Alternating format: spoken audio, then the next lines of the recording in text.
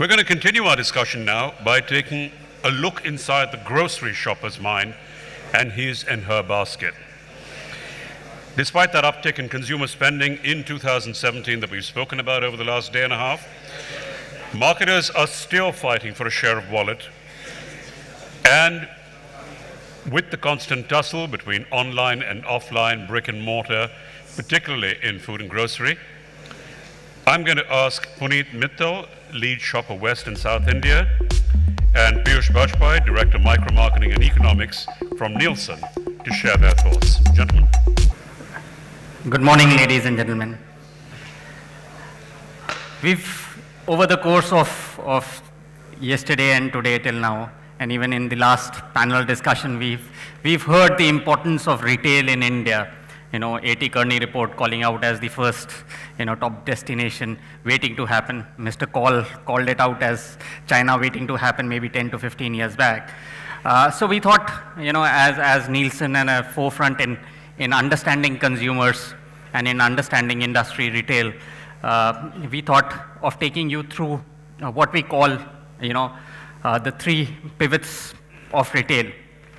And how does a retail business today has to look at being successful in a country like India? And these three pivots, essentially we start off with what we call increasing, the footfall, attracting footfall to it. The second, obviously, is increasing the frequency of people coming on the footfalls. And third is increasing the basket size. Right. So I'll quickly take you through the first, which is about increasing the intended footfalls, and which actually has to do with a lot of being at the right location. And when we talk about location, the idea is what would you like to essentially know? If it's a city like Mumbai, right? How do you zoom in to a particular location in Mumbai and identify the location where you want to be? Now, break that down into very granular areas.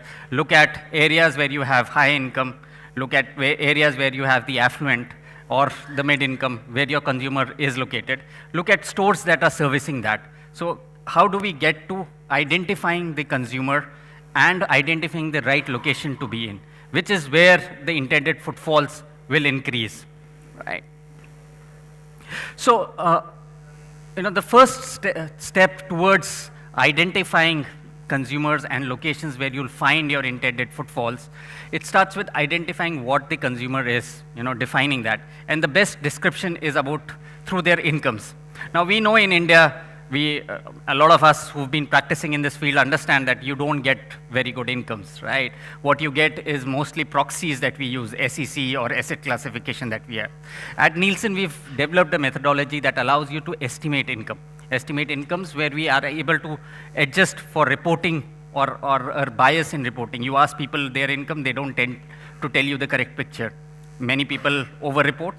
The people in the lower income tend to over-report that. The people in the middle income or the higher income tend to under-report, right? The other piece is when you look at income, the consumption basket keeps on changing. We obviously have heard about mobile being a very important consumption item today. A decade ago, it wasn't there. Similarly, voice and data, that's an aspect that's been in the news a lot. Now, people's expectation on data expenditures on data has increased a lot. Similarly, you want to also estimate incomes, how they have grown over a period of time. And we've seen exponential growth coming in, right? So Nielsen uses a whole lot of methodologies to actually come up and estimate income. We don't ask incomes, we estimate it. We ask expenditures, we look at savings rate, and therefore we come down to incomes. What this allows is actually allows us to build a pan-India database on incomes and socio-demographic indicators. So for all the 7,800 towns or the 5,800 sub-districts in India, today you can get very good income distribution patterns, right? For instance, did you know that 660 towns today account for 80% of the urban household income, right? Those are the top towns to be in. Which are these towns? That starts your first level of identifying the right location where your consumer would be. The next, obviously, is that at a town level, it doesn't help a retailer because they're far more focused into a catchment which will be somewhere between 3 to 5 square kilometer, right? So how do you get it from a town down to a square kilometer so that you can understand in your catchment, in the store where you have, what is the type of consumer around it? And that's where this map caught our attention. This is India at night, a satellite image of India at night. Now, what it reflects is that when you look against the GDP of the country spread across, and you overlay it with the India at night light, you identify all those lit areas are the areas where there is economic activity happening. That's where affluence is, right? So this was a good indicator for us to identify ways that we can capture income and income distribution in India through means which are different from surveys. So we started moving away from what we call primary survey estimation, asking people and capturing that information. It takes time, it takes a lot of more effort. So how do you do that? And we realized that you could actually capture a lot of economic signatures from maps, from satellite imagery. For instance, India, the nightlight I spoke about, that's one. The other is how space gets used. And that's very interesting, how people use space. So if you're affluent, if you're rich, you tend to have much larger space at your disposal. Those who are poor, they tend to have less space available to them. So space is a very interesting example of using economic, identifying economic signatures from that. The next, obviously, is the built-up. How does the built-up happen, right? And the interesting piece, essentially, is when you fly into Mumbai, you'll see a lot of roofs covered with blue, right? And when you look down, while there are some which are workshops and industrial estates, but a lot of small blue are actually tarpaulins that cover slum areas in Mumbai. So that's an indicator that gets captured through a map. Similarly, if you go down to LA, which is another extreme of it, and you see a lot of blue, you'd realize those are the Beverly Hills swimming pools, right? So that is how image captures a lot of economic signatures, and you start processing them, you're able to actually get a good income distribution. Overlay this with road network. Well-connected areas tend to be more affluent. Less, no proper roads or less connectivity, narrow roads are all indicators of less serviced or poor or less affluent areas. Similarly, the service network, good schools, good hospitals, they all tend to be near affluent areas. So those are all indicators of identifying affluent area. What this allows is that for countries like India, where information gathering at this level is very difficult, you can actually use all of this information, which is unbiased, uniform, can be applied across cities, and get an estimate of income and income distribution down to 1 square kilometer. So if now you have a store, you can actually go down, drill down, and for that store, get a catchment and get an idea of what type of people are living around it.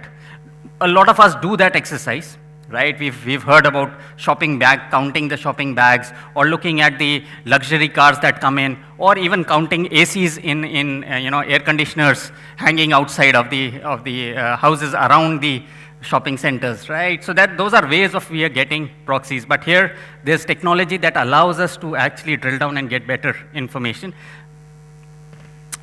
Over that, because with Nielsen, we actually capture a lot of retail and FMCG information, we start overlaying multiple layers. So first, it starts obviously with the consumer, but then we also have category level layers. So today, we can also get a category of FMCG index at that level. At 1 square kilometer around a retail store, you can draw a catchment and look at the consumer, the affluence, what's the level of affluence out there. You can also look at what's the level of FMCG sales happening at that level. And to that, you overlay the stores. The moment you overlay the stores, you know which are the areas that you are missing out or which are the areas you need to be in. And that's where it starts showing up as a very good tool, effective tool to understand where you should be. There are multiple applications of this solution. Hotspotting, consumer hotspotting is one of them. Doing a catchment analysis is another. Identifying distribution gaps is there. A lot of people we hear, use proxies of following the leader. Banking industry, the State Bank of India, it's got the maximum branches. Now, any bank entering would say, I already know the list of SBI branches, so I'll just follow the leader. The challenge obviously becomes that the reason why that bank is out there may be very different, right? The PSU bank has its own metrics to look at. It may not necessarily meet your target audience, or they are not looking at the same target audience that you're looking at. So many times following the leader doesn't help, but to know where the leader is, that's good to know where you have the gap. So there's competition analysis that can be done. This information can also be today linked with digital data, and you can geofence areas and run in-app advertisements, right? A MobiKwik or any one of these in-app mobile advertising networks can actually give you that geofenced area, and you can send your localized promotional activities. So all of this is currently possible. I would like to quickly run through a case study where we've used this information to identify for a retailer how to expand. And the city in consideration is Kolkata. That's an eastern city in a metro city in India, in East India. And it's grown over the years, and it's suddenly, we've seen that there's a lot of activity happening in Kolkata. The incomes have increased, right? So the challenge for the retailer was, I want to expand in this city, and I want to identify where I should be. Now, how can you help us? So the first piece obviously was getting the consumer affluence levels out there and identifying the consumer potential. The next was to look at retail potential. And retail potential is a combination of two things. One, retail density out there and retail sales happening. So sales saliency is one, and the retail store density. So we started looking at it, and we first overlaid what we called consumer affluence, and then we created a retail potential index. The moment we looked at these two aspects, we then broke this down to priority areas, and we created a 2x2 matrix, and allocated various types of clusters out there. These are all 1 kilometer catchment clusters that were created, and you find the high potential and high affluence index, no brainer, you need to be there, right? The next are the opportunities that you need to be, and so on and so forth. So this is a way where we have been able to identify, break down, and prioritize a city like Kolkata with some 640 square kilometers, and identify those where you need to be, including then for each cluster what defines the consumer around it. So this is one way of attracting your talent. Now I would like to invite my colleague Puneet, who would talk you to the other two pivots that we have.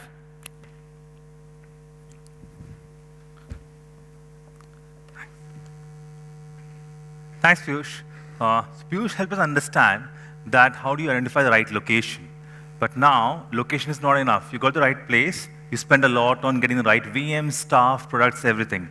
But at the end, it's all about getting your shopper, right? Not just getting him, converting that shopper into a buyer, not just once, but over and over again, and getting a higher fair share of his basket.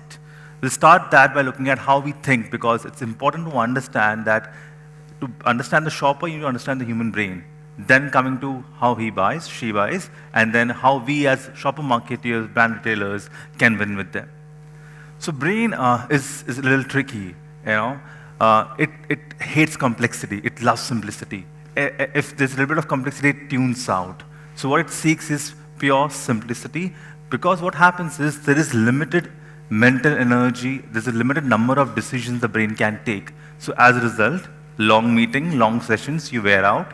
Shopping excursions, you wear out, because your brain is constantly assimilating, deciding, accepting, rejecting information, which is not feasible for a long duration. Hence, it starts wearing out. Hence, you need a cup of coffee or a bite of a cookie to pep you up, right? That's how your brain operates. That's called decision fatigue. Now, if you look at folks like Barack Obama, Mark Zuckerberg, they know this. So if you see Mark Zuckerberg always wears same gray t-shirt and a jeans. Why? They say, we want to turn down our effort on these mundane things and focus on a lot more important decision-making activities. Because of decision fatigue, at a retail level, two things can happen. Either people buy on impulse, which is good for short term, or they do not buy at all. Now, neither of us is good for a long-term category growth, because for a long-term category growth, you need contiguous and a conscious effort and engagement with the shopper. Now what happens is, neuroscientists have said and proven that the retail store is the harshest environment for a human brain. Imagine a supermarket, 100 categories, 10 brands, X number of SKUs, right? All of them communicating to you every single time, and it's just not the place you want to be. Departmental stores, again, X number of brands, X number of categories. So what this brain does is form something called as autopilot rules. What are autopilot rules? General rules which we live by. So no one has to tell you every day, how do you drive from home to office? You know that, right? Similarly, when you shop, okay, Red, Colgate, I trust the brand. These are two apparel brands I usually buy. You tend to get into the whole autopilot mode unless you bump into something called a delta moment. What is that delta moment? It can be anything, a new product, a new brand, pricing, promotion, POS, attractive packaging, anything that breaks your routine is the delta moment. Now that's critical because if you're a market leader, you would want to lock people in the autopilot, while a challenger would want to break it using delta moments and use those consistently so that new autopilot rules are formed. Now, all of us believe that it's important to understand Shopper, but why? Because today, studies have shown that 2/3 of decisions are taken in store. Let's try to break this 2/3 decision. Imagine 100 shoppers walking to your store. We know that 2/3 of them are pre-planned, while 1/3 are not. Let's look at this pre-plan a little better. It actually has two parts to it, macro and micro. What is macro? Okay, I want to buy a shirt. I want to go to this particular place. That's a little more macro. What is micro? I want to buy this particular brand or this type of product. That's micro, right? So if it's macro level planning, the ability for you to influence that shopper is higher. Now let's look at the other part, the other 1/3. Of that too, a good 1/4 of them say they need some kind of a visibility cue or reminder in the store for them to buy, which means had they not seen it, they would have walked off without buying, and other 10% is pure impulse. So what it says is, except the micro planning, what we're calling as brand planning, everything else you can influence at the store. That 67% is your shop opportunity. Now, how do we buy? We always have a set of pre-store triggers, in-store triggers. What are pre-store triggers? Word of mouth, ATL, online presence, etc., right? What is in-store? Everything that the person sees in-store. And studies over and over have shown that in-store triggers are a lot more impactful than pre-store, including ATL and word of mouth. And if you were to break down this in-store triggers further, what you see is visibility cue, right? That I saw something new, different. Now there's no extent to it, right? It can be a new color, to a new design, to a completely new brand. So that extent of new can be anything. So from new that I've seen and what I get reminded with are my critical cues. Now given that store is a retail jungle, how much does it impact? Because you spend a lot on point of sales today, right? Spend crores and crores of rupee. So we did this global study using advanced techniques like eye tracking, and we found that a person was exposed to 450 different kind of POS in one single store in a single trip, right? And how much did he really see? 15. That's just 3%. And for how long? Less than 1/2 second. So that's the span that you have to grab his attention, make your impact, and create the pull, right? So you need to be very sure about what you're spending, where are you spending, because it's not easy to attract shoppers' attention. Now, depending on what is this mix of planned, reminded, and impulse for your category, for your brand, you can decide the strategy. If you're more on category planned, then you know that you need to make your brand more relevant to the person. If it's more brand planned, then it's more about upgrading, increasing the basket. While if it's pure reminded, then it's about how your brand can be that visibility cue and break that person's autopilot. Yeah. So across studies, the certain learnings that we have, and we think there are 3 things that you should do to attract cash-rich, time-poor consumers today.